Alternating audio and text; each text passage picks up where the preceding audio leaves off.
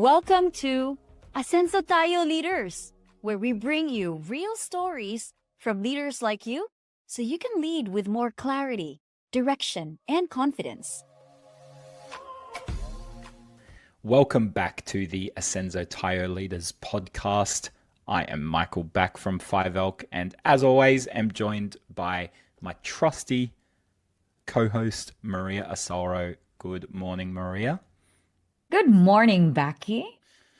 Now, we are a couple of weeks since our interview with Anna Marques. And so, little secret of the podcast game for you listeners out there, we often record the intro after we've had time to digest and settle on the episode. And this one is an absolute beauty. So if you haven't met Anna Marques, which will probably be most people listening, we're very lucky to have her as a consultant working with 5ELK at the moment. She's the managing director of Alinus, which is a coaching and consulting group. She is the chief operating officer of Women of the World. She is half Portuguese, half Filipina.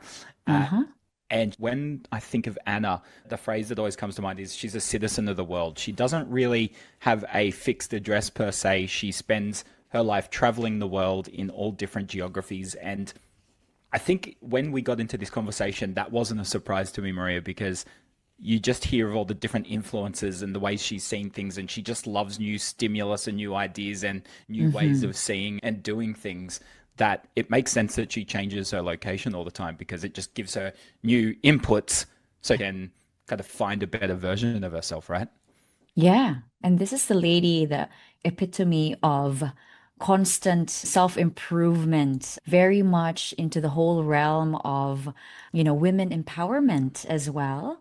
I think after the session, Becky, I was actually stalking her even more and looking at her articles even more because it got me reflecting as well to really think about, like, I know we have so many guests about talking about passion, right? Our guests are all so very passionate, but with Anna, because she has that different cultures that she has already been exposed to and she is adapting to and immersed to, it kind of like hits differently because she relates to so many different things. Yeah, absolutely. And I think that, she's built so many great connections with people on a one-on-one level of 5ELK. And I think part of that is because she has been in so many different environments that's a skill of hers, but also she just understands the Filipino context so well. And it gives her a really interesting perspective and a depth of understanding of the challenges and opportunities for Filipino leaders that I think, someone like me, who's a Westerner, hasn't had that much exposure to the Philippines culture, doesn't have. So I love her take on things. I also think that with someone like Anna, she's so impressive. Like when you meet her, you're like, whoa, she screams high achiever. Yeah, so much to think about, Becky. But I guess this is now time for the guys to also hear it. So without further ado, let's not hold off the excitement. Let's proceed now to the episode with Anna Marques. Today, we have the pleasure of being joined by, if you go to a LinkedIn profile, you're going to see she's the managing director of Alinus. She's the chief operating officer of Women of the World.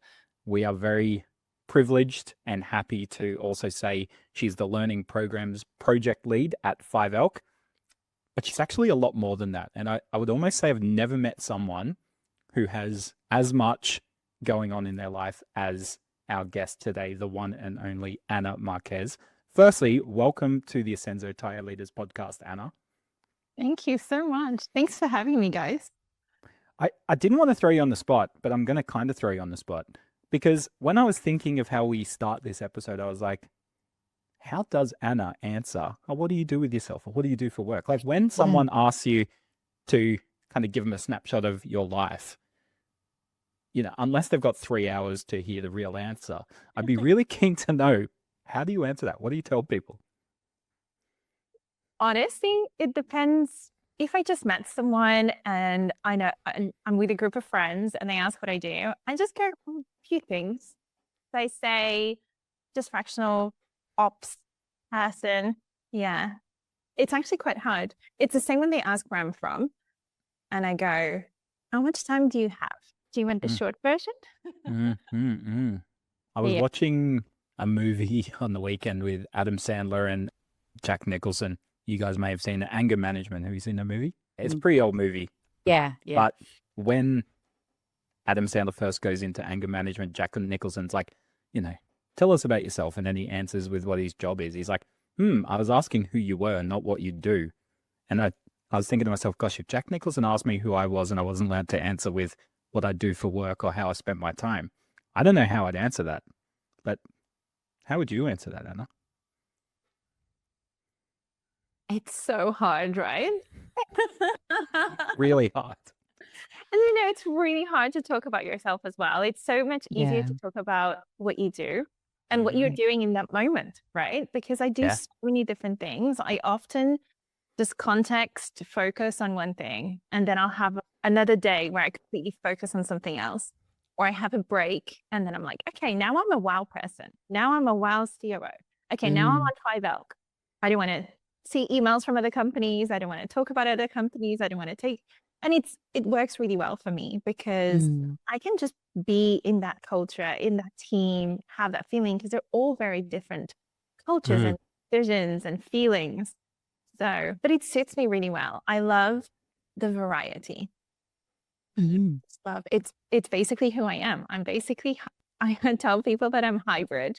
I'm a mixture of different things. So why do one thing? Very true.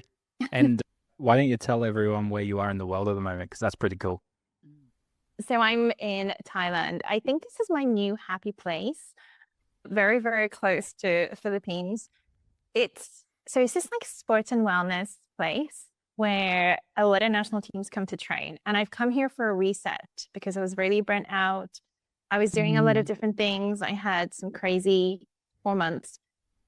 And it's the first time I'm staying 2 weeks since Christmas. So I'm here just focusing on working and working out and going for lots of walks and being really healthy. And honestly, it's just what I needed to fuel me for another quarter that's going to be really busy. Because I think I'm really I'm at my prime when I'm healthy and I sleep well and my biology, I'm really, if I'm healthy, I can focus on anything and I can do anything. I think if I'm, when we're not looking after ourselves, then we start to become less of who we are. It's interesting you mentioned about working. Was it just working on your articles and your readings and research while you're there? No, I'm working normally. So I'm working just working as much, but just being here surrounded by nature. It's a very quiet place. It's off season for the training camps. So I can wake up in the morning at 6 or 7, go for a long swim, have a very healthy breakfast, work, for 4 or 5 hours, have a very healthy lunch, go for a walk. It's a really amazing container. And I understand now why athletes have to come to training camps in places like this. It's the middle of the jungle. There is no villages or cities around here. And so I often think, if we're high performance leaders, why are we not treating ourselves like athletes? Athletes go on these training camps and they have coaches and they have therapists and nutritionists and they eat healthy and they focus on what they do best. They don't often, when they're in training camps, they don't cook their own meals. They don't clean their own rooms. They're focusing on the training. And so here I'm focusing on my working, but then I'm exercising, I'm eating well, sleeping well. I'm seeing a nutritionist once a week. I'm having a body composition analysis. We're talking about my sleep. We're talking about, the temperature of the room. And I think it's just so incredible because I'm treating this as a sports training camp, but actually I'm focused on the work. What is coming next? How can I operate at my highest, at the highest level? Because I want to give my best and I want my brain to be operating at the highest level. So, and my brain needs the sleep, it needs the healthy food, it needs the, 3 to 4 liters of water, it needs the 2 workouts a day. And in a way, I'm almost pushing my limits to what's the best I can be. So that's what I'm doing here. And honestly, it's been really amazing. I've noticed a massive difference. I highly recommend, even if you can't go to a sports retreat, take the one day without your phone. Take one day eating healthy. Take one day just going for walks without phone and without, music. That makes a big difference. Really does. And I don't want this to sound like, any sort of backhanded compliment, but like the last couple of times I've met you in this state, you've felt different. You've been vibrant. It's almost like there's almost this energy that's emanating from you that you can actually feel. So whatever you're doing, keep doing it because it's making a difference. Thank you. Yes, means a lot coming from you, especially. But it is true. I do feel more like myself. And during March, I had the most amazing quarter one this year. It's been pinch me moments. 99% of the time, I felt like I haven't deserved a single moment. But through weeks and weeks, I was sleeping 2-3 hours a night. And, I could still do the work, of course, because you go into an automatic mode, you know what the deliverables are. But your creativity isn't there. Your out of the box thinking isn't there. Your problem solving isn't there. And we need that, Yeah. So, yeah. Now, Maria's going to, I suppose, introduce you to our special deck in a second. But I'd love to just, move away from what you do, because kind of like what Jack Nicholson was implying, that's not the most interesting part of someone. What I think gives people just such a snapshot into who you are and what's most important to you is, and there's something that struck me when I first met you, was why 5Elk as a business and the type of work we're doing in the part of the world we're doing it in means so much to you. So why don't you tell everyone, I suppose, just in the last couple of years about your professional journey, but really what values you connected stronger with and what you want work to represent for you other than just, more, move up the ladder. Yeah. What it means to you now. If I may, I'll even go very quickly into even before a couple of years ago. I grew up half Filipino, and I come from a generation where our parents wanted us to be least Filipino possible. And I mean that in the nicest way, because they were very aware of the discrimination and, the immigrant life. And so it was really hard to grow up half Filipino because I didn't even speak Tagalog, but my whole personality and values are very Filipino. And, I grew up in a time where racism was normal. I was called China in school. I was once run over for looking Asian because Korea beat Portugal in the World Cup. And so to then spend half my time in Portugal where it was very racist and I didn't fit in, but I had an amazing childhood because my family were amazing, which is two very extremes. To then go to the Philippines and spend time with my family and it was like the complete extreme of the discrimination I suffered in Portugal because being half Filipina, they were pushing me towards pageants and I was stopped in the street to go to work in TV shows and eat bulaga and stuff. And so it was all about the appearance, right, of being half Filipino. And I lived in two very different extremes. And then as I grew up, I also saw both sides of being a Filipino immigrant, or in my family, a lot of women, went and worked in Singapore, in Japan, in Taiwan. And I saw families being broken apart. And we're very, very close. And we're very lucky because we have strong values. But I see a lot of families not being in that position. And so my whole life has been exposed to both sides of the overseas Filipino worker, but also in the Philippines. And a lot of my time, I really wanted to fit in because I had that childhood. And I wanted to fit in, and to fit in to me was to have a perfect life and to abide to what I thought was a very perfect perception. So it was like the career, it was the study, and I was obsessed with studying as much as possible, and I was obsessed with doing as much as I could. And, whether it was starting with international politics, and I wanted to work in pharma, then I wanted to work in government, and I wanted to help everyone, I wanted to do everything. I spent all of my life doing that until I realized that, one, I had married the wrong person, I had chosen the wrong career, but also I was working in an industry that it was all about money. I was either in private equity and then financial services. And I really started, because I started about 10 years in financial services, I really worked before the whole life planning and cash flow planning and goals driven. Part of it, was really a part of financial services, very much, how much money does he have to invest? Can he be a client? Is he going to make us money? And it was so empty and so soul destroying. And it was so far removed from the person that I wanted to be, because I went from wanting to be a doctor to then wanting to do human rights, international politics. And then I worked in government, and I started to lose that in myself because I was so focused on attaining perfection, because I felt like I had to do right for my parents sacrificing and being immigrants and moving away. And just like any half Filipino child or immigrant child, you want to do the best you can because you see the sacrifices that your parents make. But you also recognize, and one thing that was very evident to me was so many people in the Philippines don't have half the opportunities that I had in my life. I lived in 4 continents before I started primary school. Just the fact that I did that gave me a different way of thinking and problem solving and creative thinking that would have opened doors in the future that I knew that in the Philippines people didn't have. And so I felt like I had to overachieve so much to the point that justified that it was me and not them. So I went through a big reset in my life, got divorced, moved, kind of packed up my bags and started freelancing. And when I started freelancing, I promised myself that I would only work with people that aligned with my values. I would no longer work with, just the advisors that just want to make more money, or the advice, in financial services, or even out of financial services.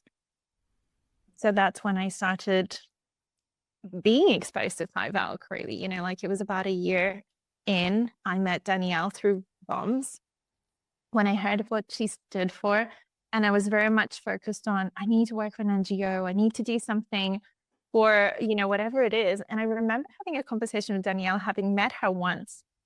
I said, I love your story. Can I please have a call with you? I really want to start an NGO. Can you be on my steering committee? And I remember having this conversation with her, and that's kind of like on the back burner now. But it just, as soon as she talked about 5X, I was like, I need to be a part of this. Like, whatever it takes, I need to be there because this is what I stand for too. It wasn't the way that I was thinking the conversation would play out, but I've just got a question that I'm really interested in your take on. Because like when, and Maria was there, so she was in London when Danielle met you, and we had a lovely representation of the 5L team at the BOMS conference it was in London, right? The conference was in London? Yeah. But Danielle didn't go over there to try and recruit people into the team. She went over there to introduce herself to potential people who could partner with 5L to build an offshore team. But there was obviously something about the way that she engaged with you and shared what we were working on that didn't make you go, oh, okay, I understand, but it made you go, oh my gosh, I've found a kindred spirit here, a soul sister, right? And you had almost like an emotional reaction to it, such that when we advertised for a role, you put your hand up and said, I want that role. Yeah. I imagine there's leaders out there who are going, how do I do that? Like I want things like that to happen to me. So I kind of want to flip it. What did Danielle do that other leaders don't do that you think leaders can learn from when it comes to getting someone so emotionally invested in what they're doing? Honestly, when I met Danielle, I didn't think I want to work with you. What I actually, it was the opposite. I wanted her to be in my steering committee. I wanted to lead an NGO because I wanted her experience. What captivated me the most is she's so true and so genuine and so real about what she's trying to achieve, and it was honestly a genuine connection, that it wasn't like, oh, I really want to work for that company, I'm going to do this. That was almost, that mechanical process didn't really happen that way. It was much, we have the same values, we stand for the same. I want to spend more time with this person, right? Because this is the kind of person that I want to feel inspired by, be surrounded by. And that's what makes a really good team. Everyone's got skills and everyone can learn. You can train people to do many things. But when you have the same values and vision and desire to do something above the 9 to 5, is when the magic really happens. And so what I would say for leaders that want to attract that kind of talent is stand for something. You know, if a business doesn't stand for something, you're not really going to get people in it, you know, like in that way where they're just really super motivated to make it work. Mm.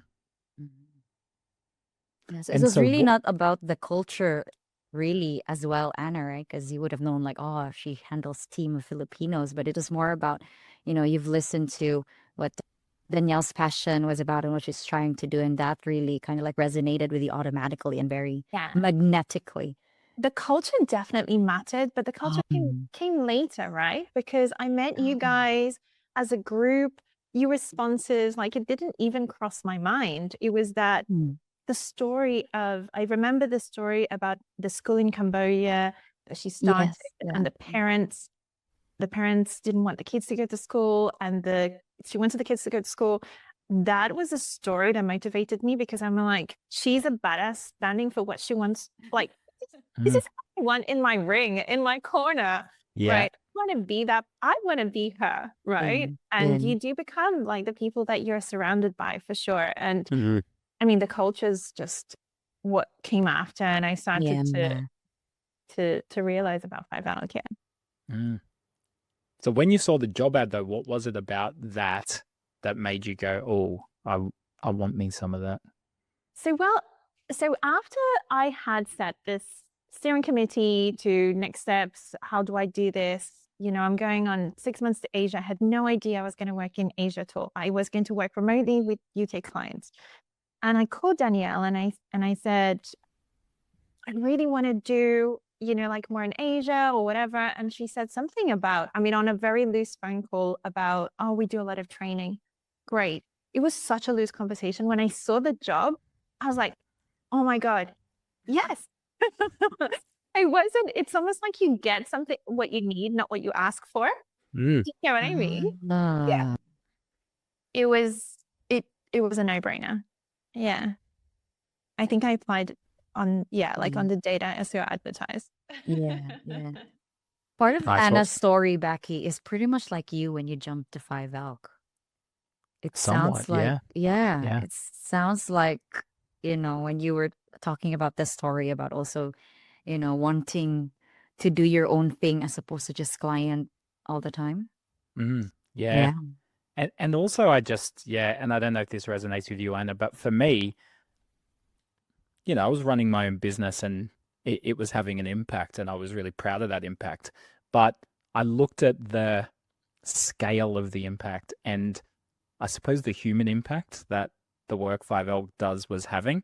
And it just felt so much more, I don't know, more like an adventure, but the stakes seemed higher in all the right ways than what I was doing. And I think knowing the ripple effect of what we do as a team for the people who work for 5Elk, who work with 5Elk, and then that ripple effect to their families and their life. It's, the more you think about that, the more mind-blowing it becomes. But that was the bit that grabbed me, was I don't know, the end product of what we do and how much of a difference that makes. Yeah. Absolutely. And I think we had that conversation very similar when I did my first workshop in person. And I think I called you or messaged you and I said, I saw the impact.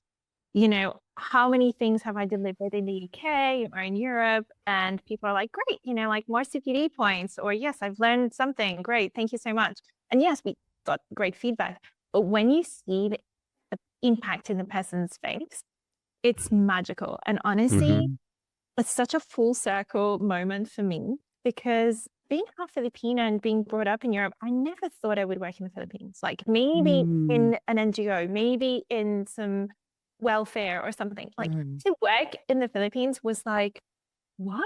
And, to call my family and to say, look, I'm helping a company that's helping making businesses, making jobs, more positions in, out of all places, in the Visayas, in Cebu. A lot of people from Cebu moved to Manila because of the universities, because of the global companies. And so to bring that out a little bit of Manila, to give an opportunity to other people that don't have the opportunity that the people to Manila. There's so many levels to this that, I mean, we could go on for hours and hours and hours on just what the impact is and what it means to me personally and how invested I am in it. I mean, I'm such a cheerleader for Five Elk. I'll tell everyone about it. Even like my other roles, like they're so connected. Had another client in Europe and like, you need to use Five Elk. And now they're a client. And, you know, and just it's like all of my worlds colliding for the better when they are connected to Five Elk. Mhm. Mm. Oh my gosh. As you guys are talking, it's just what's rolling in my mind is that you guys actually give a shit. Becky, your post. Oh, God, Everybody gives a shit. I love when I hear Aussieisms come back to us. It's true though. I think it's fair to say we both very much give a shit about what we're doing. Yeah. I remember very vividly, people say, you know, our memories are very linked to emotion and stuff. And I Yeah. didn't expect it. But me and Becky run a little team meeting very loosely with the L&D team. And I cried on that meeting because I did this exercise and it was like, what would you want? Or if this was your company, what one thing would you change about Five Elk? And I did not expect my answer to touch me so deeply, but I was like, I want to spend more time here. I want to be here in person. It means so much more when I'm here and like it made me really emotional. I think Rose cried with me as well. And it just goes to show sometimes you think the things that matter are not the things that matter that much, just matter on paper. Society. It's like the things that really touch you deeply are like, oh no, I'm really, you know, I give a shit and I'm working with people that give a shit. Give a Like shit. everyone gives a shit. Isn't it amazing? Yeah. Yeah. I don't know if it happens to everyone, but I've spoken to Danielle and Danielle and many others about it. And it does feel like having a teary moment is a bit of a rite of passage at Five Elk. And I'm never quite sure if it's just that there's something special in the air and the water in Five Elk that it gets you eventually, or if it's just the heart and the deep love of the Filipino people is just concentrated in Five Elk.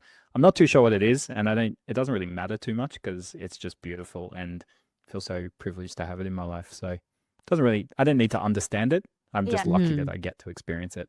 And isn't it incredible that there's a safe space? We've created the safe space for everyone to be. If you want to be happy, you can be emotional, you can be teary, you can be sad, like yourself, like it's accepted. It's not unprofessional.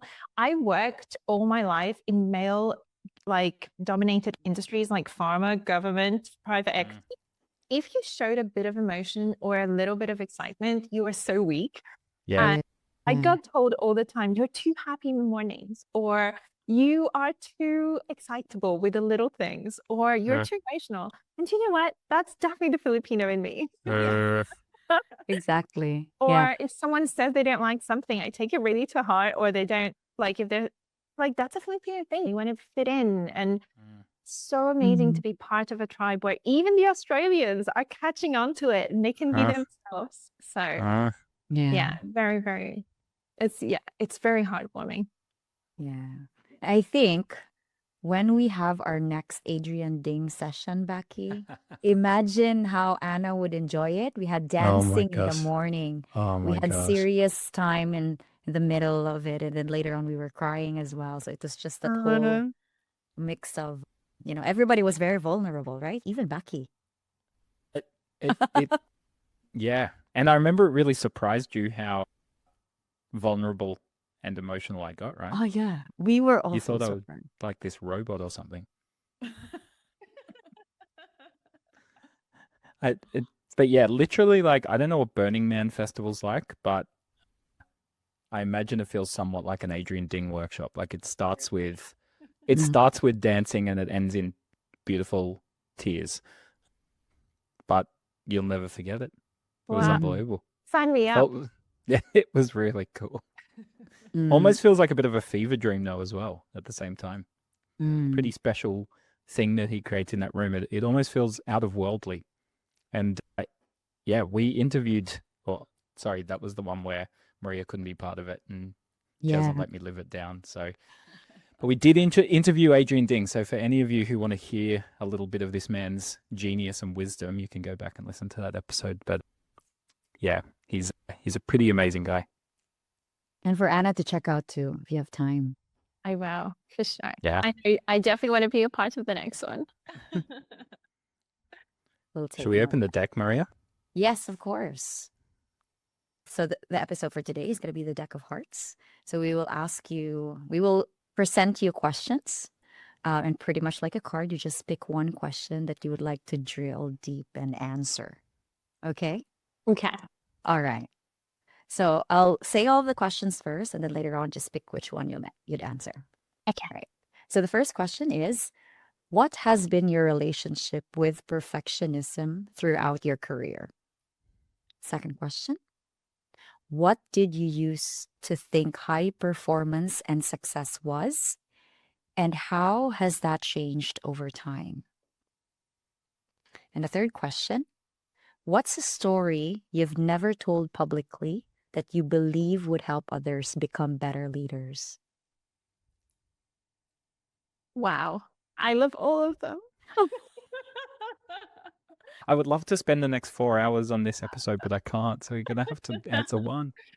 Okay. Well, it feels unfair for me to discard the others. So can I rank them? And then we can Okay.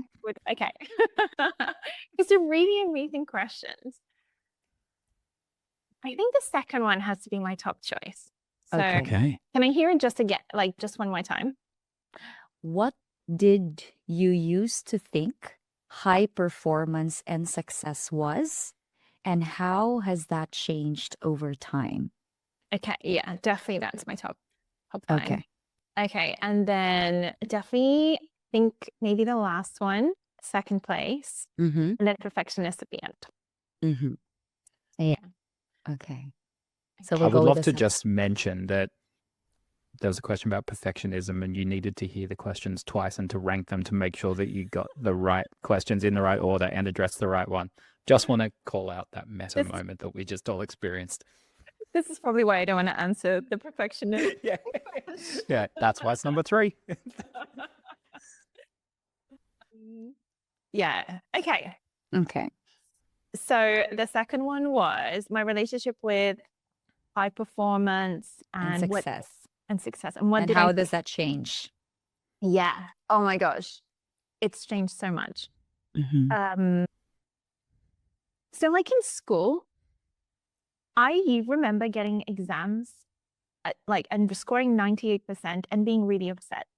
I was really upset that I didn't get 100. I would literally go to my teachers and say, are you sure you don't want to remark it? Why did you get 2 points for like a punctuation and like it was all about, it was a relationship of really wanting to be better because I felt like I had to, and I had to prove a point so much. I was so conscious, like we have this thing in my family where almost, one person in the generation used to go abroad and then help everyone else in their school, and everyone else had their schooling paid for in the Philippines, but I was the only one really abroad on my Filipino side of the family. And so I felt like I had to be better.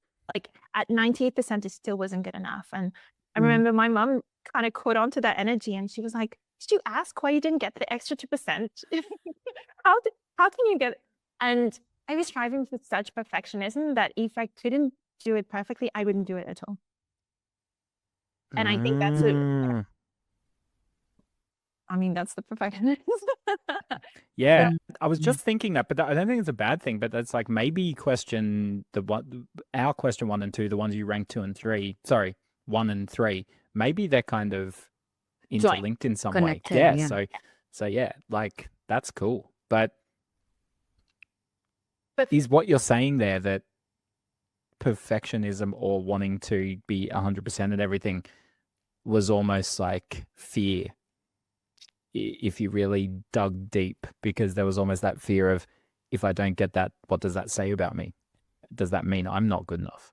Yeah, there was very much that. And there was a big thing about rejection in my early years of childhood and teenage years, just because of the whole, I mean, growing up in Portugal until I was 15. So I lived in South Africa first for 2 years, and then the US for a little bit, and then the Philippines for a few months. And then I settled for my schooling in Portugal. And Portugal was although amazing, and I love it so much, and I love my family there, it was really tough. And over there, my family on the Portuguese side is highly academic. They're all doctors or scientists or pathologists. And so I had to kind of live up to that I was the one that was different. So either I was better or I wasn't part of the family, you know? And to me, high performance was just about doing more before. Until about 2 years ago, maybe even this year, it was about doing more.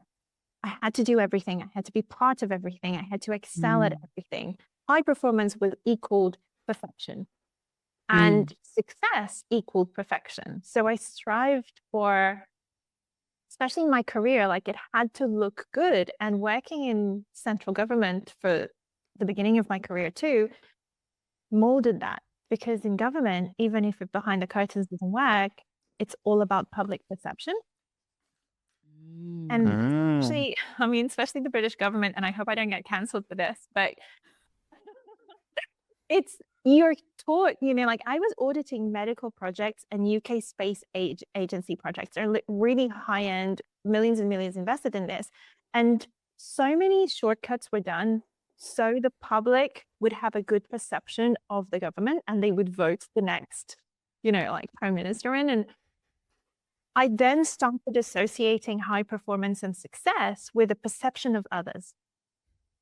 And I guess that also, working in private equity, working in finance, working in financial services, in pharma too, everything was about the perception of the public.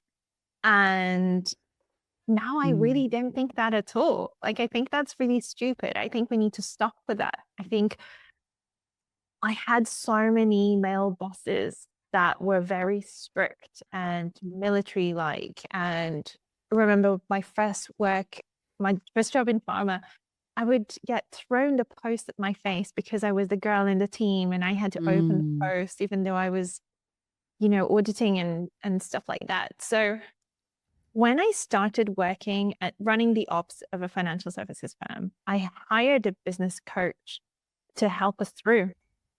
And she asked me, Anna, you're such a nice person. Why are you so horrible when you're a line manager? Why are you so strict? When you're not a manager, you're such a nice person. And it really hit me hard. Gosh, it was like, what do you mean I'm not nice when I'm a line manager? Because I had this perception that you had to be very strict and very militant, and it wasn't me. And it was all for the perception. And it just knocked me and really reset how I thought about being a good leader, but also about being a high performer, what success looks like. Why is success about the public perception? Why is it about what people perceive it to be successful? Why isn't it about an internal feeling and a team culture, right? And the last 2 years have really changed, completely flipped that view on its head about how I perceive success and how I perceive high performance. It's beautiful because when you start to find what you think for yourself rather than it being formed by the influence of others, you start to go back to things of your childhood and your own. So, when you're a child, you're so innocent and you're so authentic. You're so you. There's nothing influencing the way of thinking or behaving. And being really interested in science and doing a degree in human biology, I kept thinking, but we can't be high performance if we're just go. Like, why did I always try and be go? So now high performance to me is performing at your best, but not all the time. I used to think high performance before it was working 20 hours a day or going nonstop. And now I think that high performance is when you're meant to be switched on, you're 100%, but you're not switched on 100% of the time. Mm-hmm. And it's Mm. important for us as humans, I think. Like you're kind of like in the moment of what you're doing. Like you Yeah. have time to think and you have time to execute. You have time to explain. Is that what you're Exactly. okay? Yeah. And Yeah. another thing that shaped my view of that is that when you work for a company, Mm. 90% of the time you are in the mentality of an employee. So you have, sick pay and you have holiday pay and you have the time to switch off. When you run your own business and you have to show up for clients and you're getting paid per day, you don't have that safety net. You need to be showing up 100% of that time, because you can't say, oh, I'm sorry, I'm sick today. Or you can't just do a half job because you're not feeling great because you're getting a monthly pay anyway. You're very performance-based and output-based. And actually, that really reframed me to actually, when I show up, I want to be the best. Because when I don't show up and it's my day off, or I'm working for something else, or I'm doing something else, then I can just completely remove myself from that. Because high performing is about you show up, you have your recovery, like, again, taking it back to the whole athlete aspect. When you show up for a race, you are on that race. You didn't think about anything else. It doesn't mean you're running every single day and 24 hours a day, right? You've got recovery, you've got rest, you've got Practice. Yeah, exactly. And sometimes practice is not always going the fastest either. Yeah. And I think like it's a really good comparison to think about the high performances sports, because they've got it down. They study the human body. They know that our brain can't be on all the time. And I used to think that, and I used to wear the badge of going all the time as a badge of honor, but I don't think it's right. I don't think anyone should be put under that kind of pressure. Yeah. I think you've done a great job of painting the before and after. I'm interested in what catalyzed that change. What were the things that happened that made you go, this isn't working for me anymore, I need to find a different way? Was it a moment? Was it a process? Was it gradual? I'd love to Was it hear. people, mentors? Yeah. Yeah. What were the inflection points in the middle? Definitely a process, and definitely mostly people. But, I love when people say something that they just throw away in a conversation and it hits you really hard. Yeah. I was going through this mini MBA and I had an amazing mentor, and she's still a friend. And I remember saying, we'd gone through some mentorship and I was doing my business plan. And I said, sorry, Michelle, I think we're going to have to drop this. This is never going to happen because I'm getting divorced. I have to get a job. I won't be able to afford to do this. And I was just giving all these excuses, right? And she said, Anna, wait. She said, if you get a corporate job, you're going to give so much to that corporate job. You're not going to have any time for your dreams. I think you take the risk. I said, but I don't even know how I'm going to pay rent. I'm starting over. And she's like, it's okay, because that will push you. That will transform your journey into this process of survival and then enlightenment and then growth that you wouldn't have experienced in the last 20 years of your life. And, honestly, there's nothing that catapults growth like when you're so passionate about something that you will adjust the person that you are to be able to achieve that, And we talk about pivotal moments of often when either something really bad happens in your life or to someone near you, or a wake-up moment where it makes you realize that life is so fragile, life is so short, what is really important, and it reframes your way of thinking. And that was definitely a process that I went through, a full reset. I can say hand on heart, I think I'm only being my authentic self in the last 18 months, maybe, of my whole life. And I'm 38 years old. I don't think I've ever been this authentic in my life because I didn't give myself permission to. And I didn't see that there was a life beyond the 9 to 5 and the corporate job that looks good on the CV and the perfect house and the perfect marriage and the perfect family. Like, to me, there was no life beyond that. That's what life meant. That was what I was supposed to do. Mm. And I guess a reset was what catapulted that transformation. Yeah.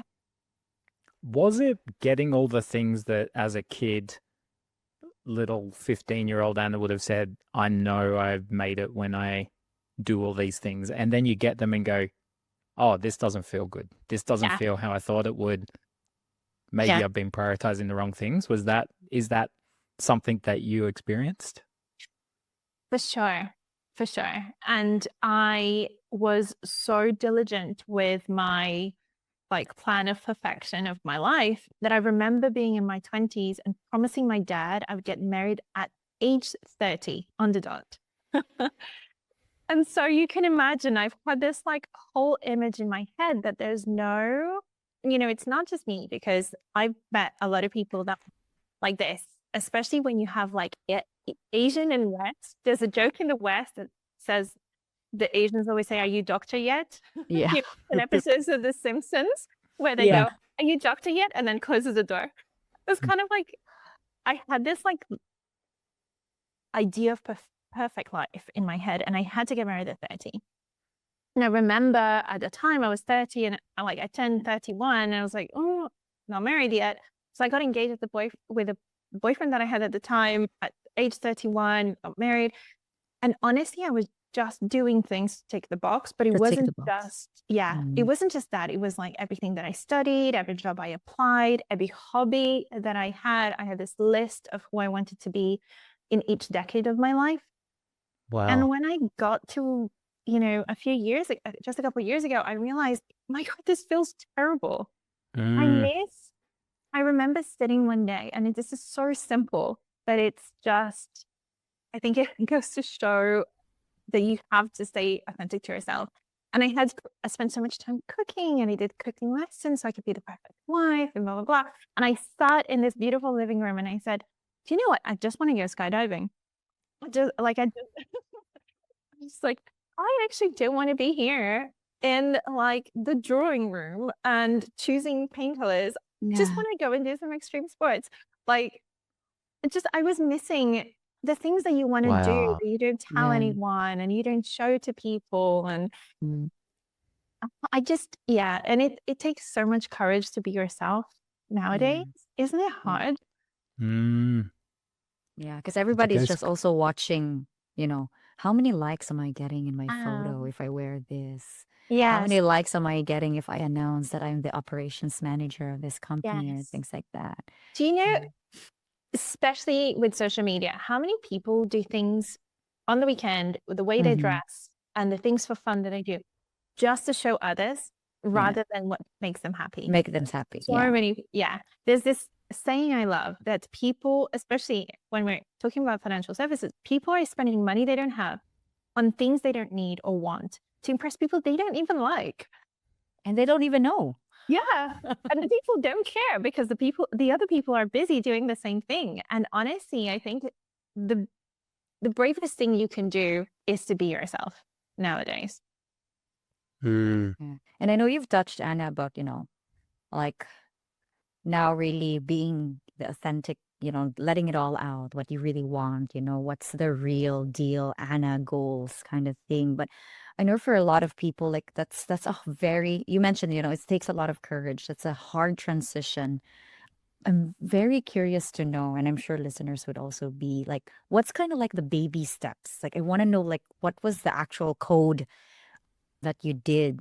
Did you start off with just listing all the things that you want to do, or things that just popping in your mind? Yeah, I mean, what did I do? Okay, so really practically in terms of what I actually did, I remember getting separated and literally living with one suitcase.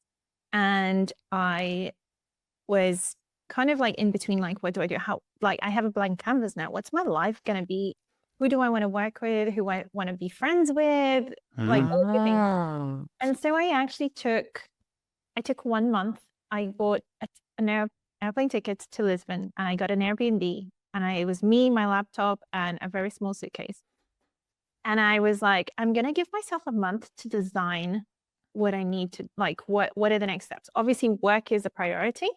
And I'm just going to maybe make a website. I'm going to define what I want to offer my clients. And I remember being there for 2 days and calling someone that I had hired when I was at the firm, and they hired me. And I started working like within a month in terms of like starting to do some consultancy. I didn't really know what I really wanted to focus on. So I kind of took everything that came as, survival, but also discovery, getting involved with other projects. So that started, like building up. That was November.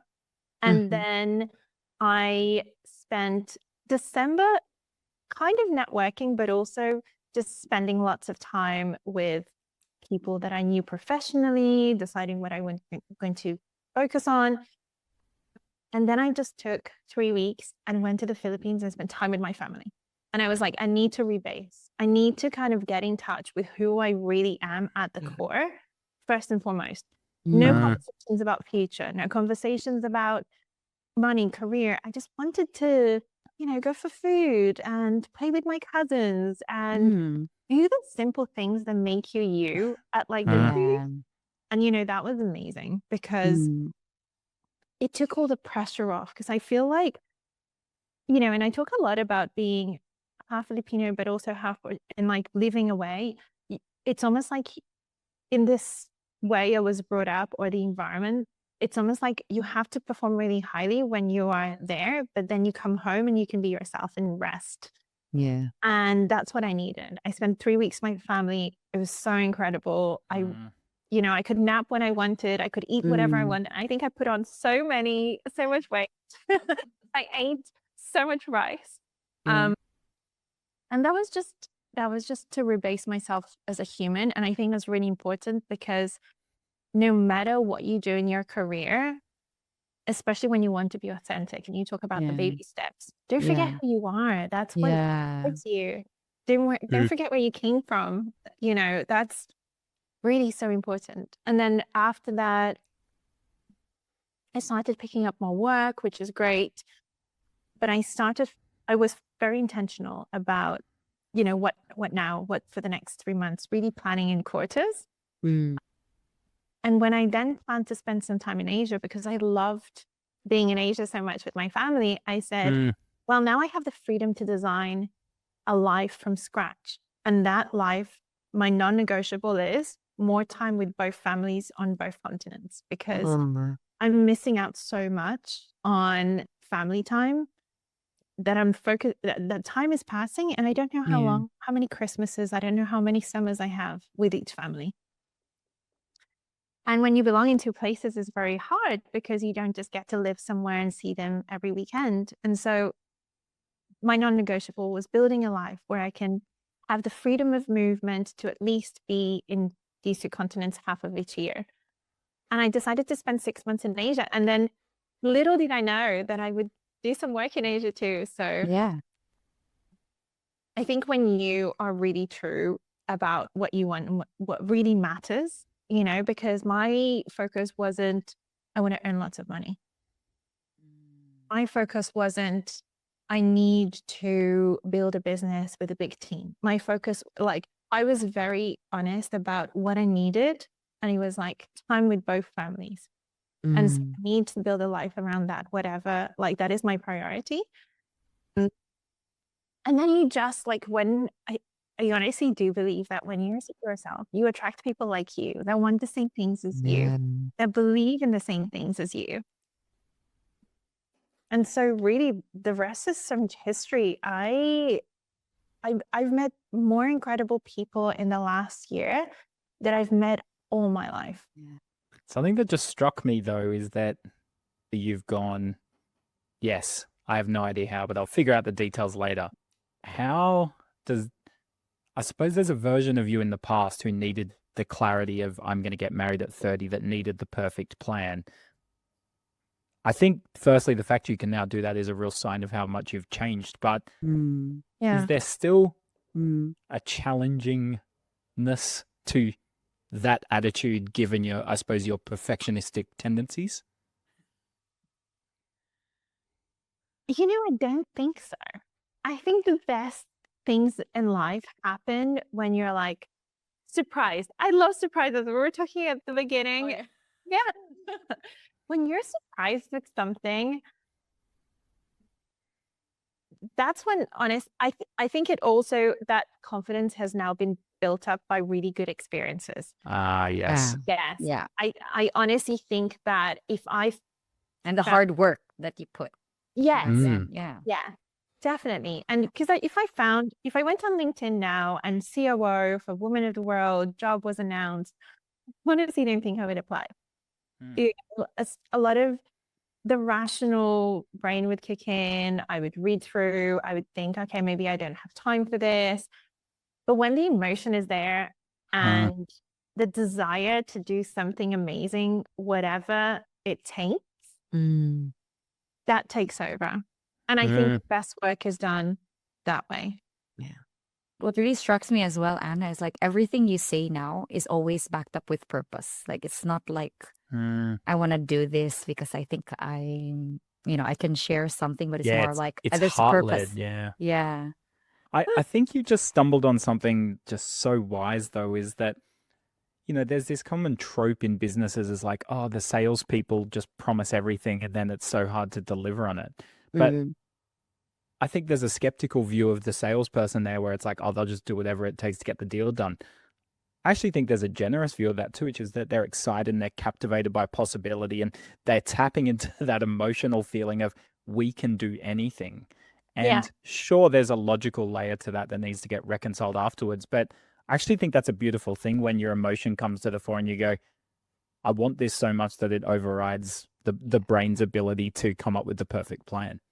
Yeah, definitely. And I honestly just think that we live in such a world where thinking back to, I don't know, maybe 20, 30 years ago, we spent so much time, so much of the working force was processing data and admin support and back support. And now we live in a world where ideas, creativity, emotional intelligence, culture, like that is the backbone of being human. And I mean, me and Becky talk about this all the time, but technology is advancing to a point that we don't have to do the finger typing like that anymore. That is brainless and doing. We need to think and feel. And that's our superpower. Leave the robotic typing to the robots that don't need to sleep and eat and think and recharge. Like, how amazing to live in a world where feeling and emotion is the most valuable thing, and allow yourself to be that person. And I honestly believe, and this is probably a little bit naive of me, but I believe that I can do most things if I want to do them and I feel like there's a purpose to them. I will find a way. We live in a world now that we can find a way to do most things. We do not need to go for an software engineering course anymore to do the little things. If you want something to happen, you have a desire, you'll find a way in today's world. And I think we're really lucky to live in that time. You're an after of, pretty wild journey. I imagine there's a few people out there listening who are a before. So they feel like they're drowning in the expectations of others. They are crippled by perfectionism. They are terrified by stage fright. Yeah. They're chronic people pleasers. Whatever it is, that there's some people out there who are feeling like there's this handbrake. And I'd be interested in your thoughts on, is the goal to conquer that thing that's holding you back? So in your case, do you feel like you've conquered these things? Or is the opportunity for people to almost learn to dance with these things and to recognize them, but not let them hold them back? I suppose what I'm really asking is, do these things always stay as part of you and it's about figuring out a better relationship with them? Or do you think you can truly move past these things and put them in your past forever? Can I be honest about what I truly, truly believe in that aspect? That's what we want. Our brain is lazy. When you think for 2 weeks every day, oh, I can't do this, I'm not good enough, your brain will create this pathway that it just thinks I'm not good enough. And it's lazy because that's a thought that existed before and it replicates it daily. And so I'm such a big fan of neuroplasticity and the ability that we have to reprogram our brains. And honestly, emotions and thoughts are chemicals. And one way to really be more positive and be more confident in yourself is, and I started doing this at a really dark time in my life where I would write the 5 best things about that day. And sometimes I couldn't find anything. And I'd be like, I woke up, the sun's shining. And it was a really dark time, like I'm now very open about it, but I went through IVF for 3 years and trying to have a family. And to me, that was all my life was going to be, was to have a family. And it was a really dark time. And I didn't honestly think I could be anything else. I honestly didn't think that there was another path for me. I didn't think I was good enough to do anything else or be anything else. And through the process of reprogramming my brain to be thankful for who I was and what I had and the opportunities that I had, it started to open new ways of thinking that I wasn't even like, it was unreachable. And I'm a big fan of that. I think you are so in control and your brain just wants to be lazy and it wants to think what you always thought. And so it's a snowball and it is so hard. And I know it is. To be scared, when you're scared yourself and you don't believe in yourself, no one else will. You have to believe in yourself. You have to be the crazy person that says, I'm going to do this. I don't know how, but I'll find a way, because everyone's still figuring it out. I mean, that's a really powerful thing. You've touched something really so powerful, Anna, because, I'm sure you have seen like in Filipino culture, like many of us were really raised to stay humble and reserved and sometimes kind of like downplaying our own capabilities Yeah. or like, feeling uncomfortable even just accepting a praise or being uncomfortable of doing what we want because it wasn't really the ideal, or like the creativity doesn't kick in because we're not sure if the idea would even be accepted. And I'm sure we have a lot of Filipino audience now. I would like to assume, like, I think so. But especially for our team, Anna, like, can you give like a bit of like an advice as well, specifically for the team, like for Filipinos who are like in that bubble of like, okay, I can't see the gem inside me. I don't know if I'm capable. Is there something that you'd like to say to this Filipino audiences, especially for leaders who are already there, but they can't get it right? Like can't get that mindset right yet? Yeah. There's definitely a thing that comes to mind. And I mean, it still happens to me today. I still sometimes think, I mean, I had a meeting with yesterday with Becky, and like day to day, I will still think, oh, maybe they'll hate my idea. Maybe I should have just done the simple traditional way. Maybe, yeah. It happens to all of us. And a really big thing that helps me that I think, like, especially the Filipinos that will help, there's a lot of fear and there's a lot of expectation of being, like you said, humble, not raising things, not flagging things, not being creative, not doing the thinking. The way that we can unlock that thinking and not being scared, because it's the fear and the syndrome, is think about the reasons why you're not going to say it and then do a truth check. So for example, yesterday Becky gave me a project. I probably went a little bit sideways. I had a new idea, a new way of doing it. And, my reasons for maybe not going that way was, oh, it's maybe not what he expects. But hang on, that's not true because I don't even know what he expects. He gave me free rein. Like, you need to do a truth check. Does it come from the brain or is it a reality? Do the reality Right. check. And so as a Filipino, when you're like a junior to middle manager or leader, we have this idea about, let's do this differently. Why am I shy to do it? Is it because the way that I was raised? Is it because society tells me that I shouldn't talk to a superior and give him ideas? Is it because I'm not good enough? Maybe I'm Filipino, I'm not Australian. Maybe I shouldn't change this thing, Do a reality check. Has anyone given you the impression that you couldn't think outside the box? Has anyone Like that, it lives inside us. It's our brain telling us that we're not good enough. It's our brain telling us that we shouldn't do it. It's the way that we were brought up, especially Filipinos in school, don't raise your hand, don't ask questions, don't talk back to your elders, accept everything they tell you, even if it's wrong, because it's respectful. We're told that sacrifice is honorable and Yes. it's respectful.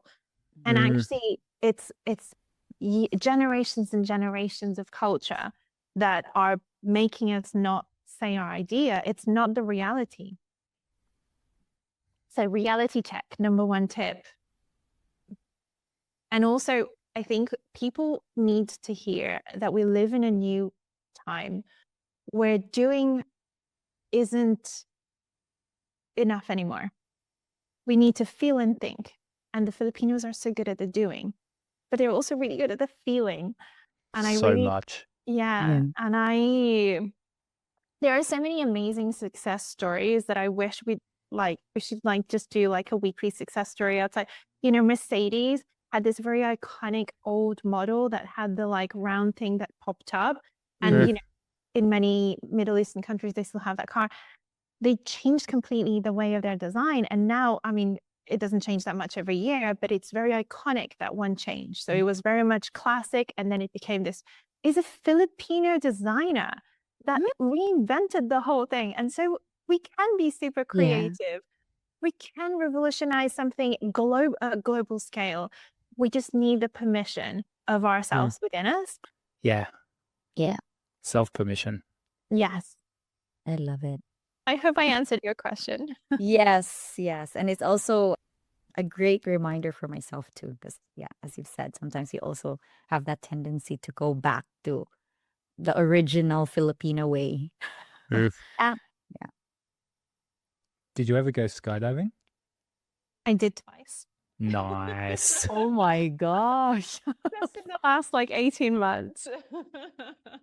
Someone once said to me, when you're in a position in life where, change is necessary, the soul whispers. And if you don't listen to the whispers, it starts to shout. And, sometimes that can be your physical health or your mental health or whatever. But as you shared that, I was like, oh, that sounds like a whisper. I hope she listened to that whisper. And you did. And it taught me so much about life and business because, okay, so have you skydived before? Yes. Okay. Maria, have you skydived? No. Oh my gosh. Okay. I thought to go. We probably need Daryl, buy her that for Mother's Day. That's what she wants. We'll make sure it's within the budget. Yeah. She's approved it. Daryl. Get her a skydive. So when you go skydiving, the first time I was really excited because I had been wanting to do this for over 10 years. I'm not even joking.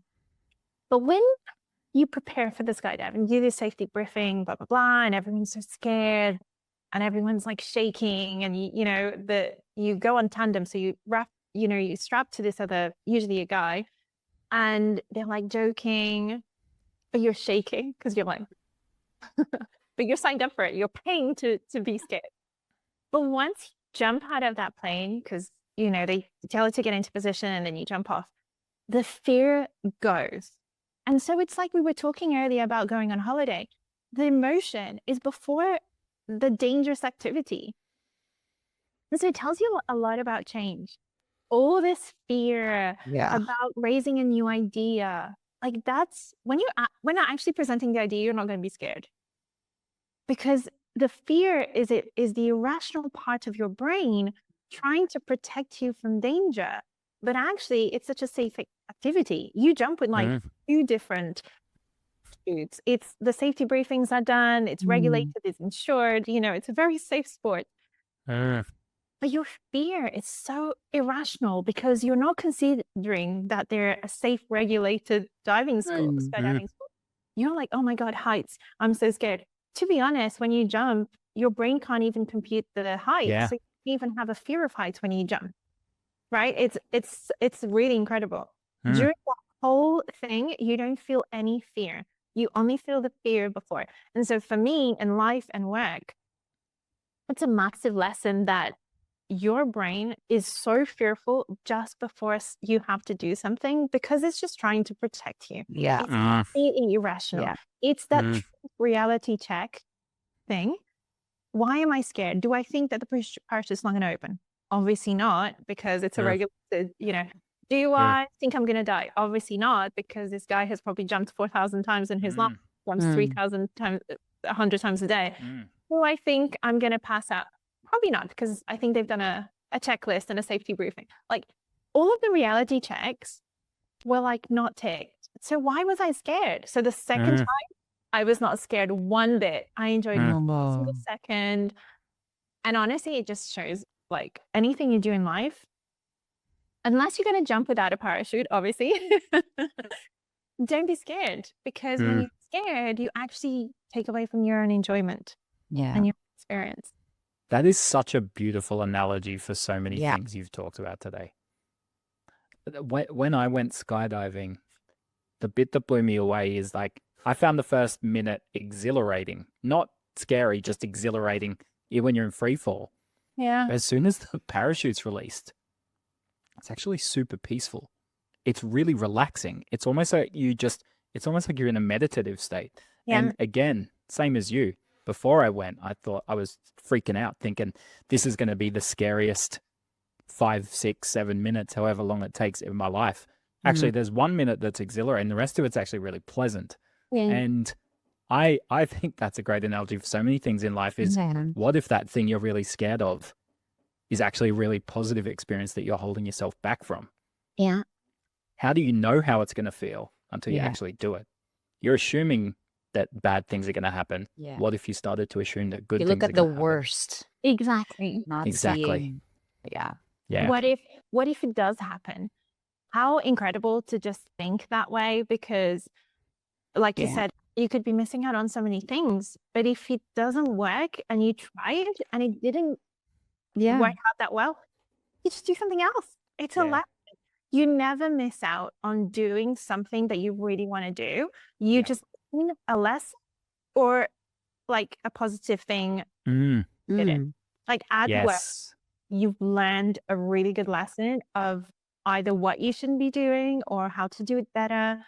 No one becomes an expert without failing at something. And again, I'm bringing it back to sports because I'm like here in this environment, but when you never become the best without practice, without failing, without losing, without driving to be better. So why not just do as many things as you can? And then when you're in a position to be like, okay, now I know exactly what I'm going to be doing. The pleasure of doing something you really wanted to do and winning at that thing is far greater than, the missing out. Like the missing, like the missing out, you'll never know. Yeah. If you never get to feel that exhilarating moment and that 4 minutes of peace.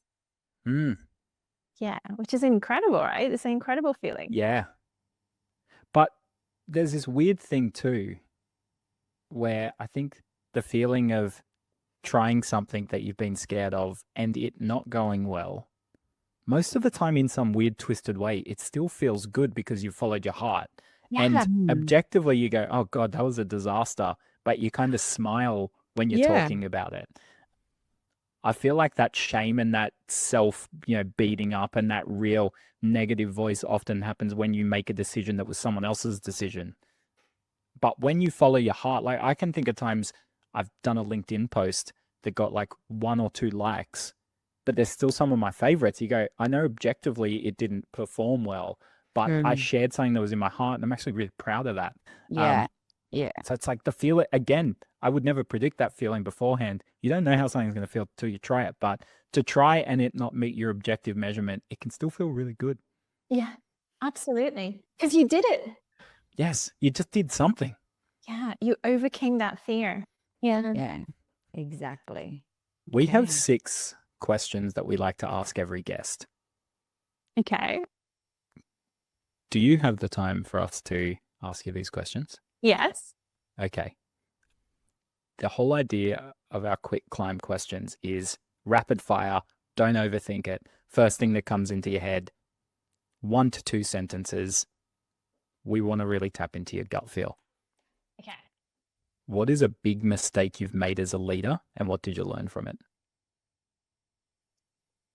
I was too strict when I started, and I learned that you got to be true. You can be true as a leader, aligned with who you are. Nice. Many shapes and sizes. Yeah. Second question. What's a surprisingly simple leadership tip that actually works? Stand for what you believe in. This next question, I'm going to give you a bit of context on this one. I was blown away earlier in the year when you told me that you had public speaking training, because I was like, this person seems born to be a public speaker. I couldn't believe that was something you were nervous about. So firstly, I think never assume that someone has everything all figured out, right? But that leads beautifully into this next question. What are you trying to get better at, even if you're still figuring it out? Oh, definitely public speaking. Oh. Yes. So I was so nervous, and I used to feel, it's going to be more than 2 sentences, but I'll be really quick. I used to Heard feel that before. my voice here. And I would almost cry every time I was speaking up. And I knew that to either do more in my career, but also to do the things that to stand for what I believe in. I couldn't be this person that was really nervous and almost crying every time I spoke.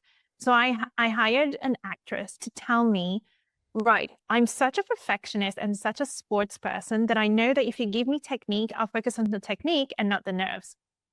And the one thing she said is, like, she taught me some of the techniques, and now I'm not great. I want to be better, but again, no one is born knowing how to do anything. So that's what the whole podcast is about. Hey, Maria. Yeah. And pretty much what your dad said to you too, Becky. What was that? Like, oh yeah, you still, get it all figured out. Yeah. I mentioned that in the previous episode, didn't I? Yes, you did. Yeah. I was like, hold on. I thought my dad had it all figured out. He's still making it up as he goes? What? Yeah. That's not what I've been thinking for my entire life. Yeah. Glad you remember that. That's nice. Yeah. Fourth question. If you could give one piece of leadership advice to your younger self, what would it be, Anna? This is a really tough one, actually. You know what? Like Becky's dad, we're still all figuring it out. Don't be so tough on yourself. Yeah. Nice. Shout out to Trevor Beck.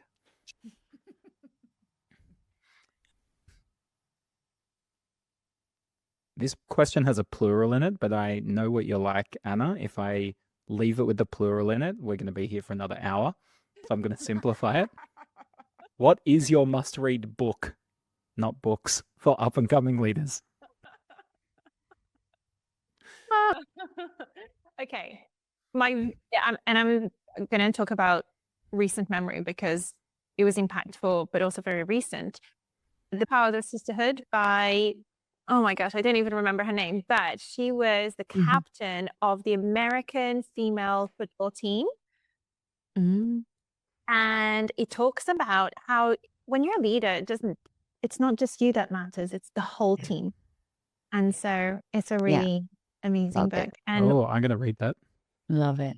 The thing that most resonated with me was that she was captain of the American football team. It was obviously, I think, most decorated female football team ever.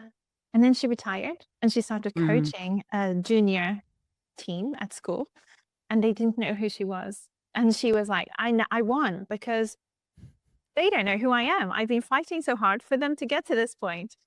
And I was at the Hong Kong Sevens rugby tournament recently, and I was there for the 3 days. And behind me was this group of 4 girls, about 8 or 9, knew more rugby than anyone else. They were shouting for all the teams. They were so passionate. And I turned around to them and I introduced myself, and I was like, guys, I am so into like female leadership and stuff and empowerment. I'm loving you guys. And they're like, really going for like the male teams and the female teams. And I realized that they didn't remember that there was a time, because in the Hong Kong Sevens this year, it was equal female and male teams, one after the other, alternate. Ah. Yeah, which is so incredible. 50-50 female and male. Is that a first for the I think sevens? Second year. I think it's the second year that's ever happened. And I realized these girls don't remember a time where all the World Cups and World Tournaments were just men. It's That's equal. so cool. Yeah. Imagine if we kept books plural in Books. there, Maria, how long that one would have been. You light up whenever the word book is mentioned, and it's like, Oh, there's so many. I love it. Love it. Can I Okay. just one more? So Yeah. one more. Okay. Not many people like this. I told you. I think so. Every Filipino, especially women, needs to hear this. To read this. It's called Princess, and it's the story, a real story of a Saudi Arabian princess, and it talks about the reality of Filipino nannies and helpers out there. And I actually think it's so important for Filipinos because they've got this illusion that going abroad is better, and this is a reality check that if we all stayed in the Philippines and made Philippines better, it would be a better place for us to all live. The people that are going abroad have this mentality, and then there's a reality check that it's not quite like that. And so a lot of people are being treated really badly. There's a really high suicide rate for Filipino helpers out there. And it's a really sad truth. But this book details graphically about some of the things that happen. And so it completely changed my life because I am so passionate about helping the jobs in the Philippines for that reason, as well as personal reasons. So everyone should read this. All right. Ready for the last question? Yes, I'll promise I'll try to keep this few sentences. You can't make this one long. Oh, no. Yeah, you Okay. can't. Okay. Right. Question. What's your go-to karaoke song? Buttercup, Sample. for sure. Is- You know, Is that, why do you fill me up? Fill me up. yeah.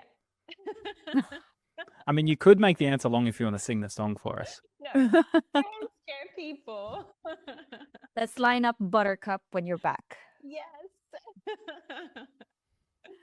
I actually want to Oh. add one last question, which is, I think, the perfect place to end this beautiful conversation with you, Anna. Could we get you back on at some point to ask you the question, what's a story you've never told publicly that you believe would help others become better leaders? Yeah, of course. That would be amazing. So that's great. We don't need to say goodbye to you. We can just say, we'll speak to you again soon. Yeah. See you later. So much easier. Oh, amazing. Thanks for having me. Thanks so much for your time, Anna. That was such an incredible chat. The fact that time completely evaporated for us Oh, yeah. is the best sign of how much we were enjoying it, but literally changed the way I think about so many things and connected so many different concepts to in a very powerful way. So hopefully it's had that impact on our audience, but absolutely love chatting to you. And I think on behalf of everyone at 5 Elk, we all feel so grateful to have you in our tribe, in our presence, and to have your journey and your beautiful way of seeing the world infiltrate all the learning and development and so many other things we're doing. So thank you for being you. Oh, thank you. Thanks for letting me be part of it. It's an honor. Thanks for listening to Asenso Tayo Leaders. If something landed with you today, don't just keep it in your head. Make sure you try it. Kaya mo yan. Asenso Tayo Leaders is brought to you by 5 Elk, a team who helps great businesses build great offshore teams. If you're curious about what we do or what it's like to work with us, you'll find everything you need at 5elk.com. And if you're leading people, but want to find ways to do it better, make sure to follow us on Apple, Spotify, YouTube, or your podcast platform of choice, so you're the first to know when we release a new episode. Remember, you're not meant to have it all worked out. Just keep taking the next step. Asenso tayo!